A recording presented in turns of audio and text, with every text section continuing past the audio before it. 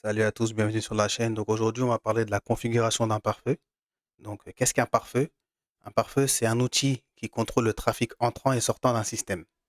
Il joue un rôle critique en cybersécurité car il permet de limiter la surface d'attaque et de filtrer uniquement le trafic autorisé. Sur Linux, un des pare-feux les plus simples à utiliser est UFW, Uncomplicated Firewall, qui est une interface simplifiée pour iptable. Donc l'objectif, c'est d'apprendre à activer UFW, gérer les ports autorisés, bloqués et vérifier la configuration du système. On va donc commencer par activer UFW, donc le rendre actif.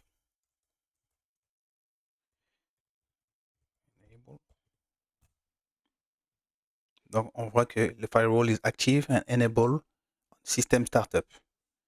Donc on va vérifier l'état du pare-feu maintenant. Donc, sudo UFW status.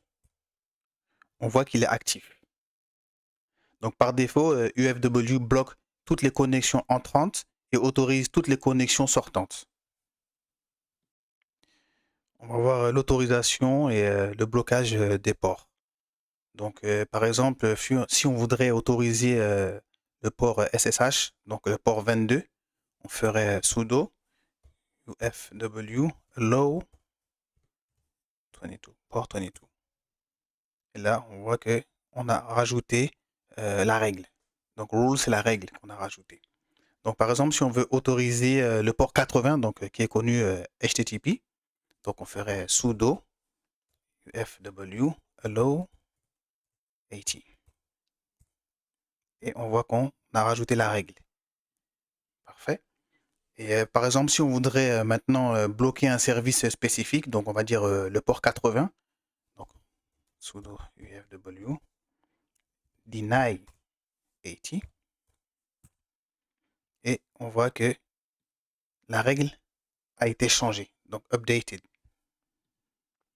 Donc, pour autoriser pardon, une plage de port, on ferait sudo UFW allow et par exemple entre 1000 et 2000 et slash TCP. Pardon.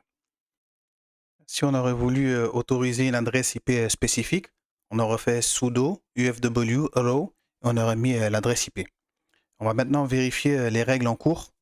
Donc, sudo UFW status numbered.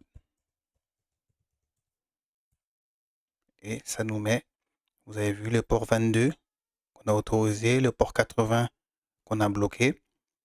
Et voilà. Donc, vous voyez ça.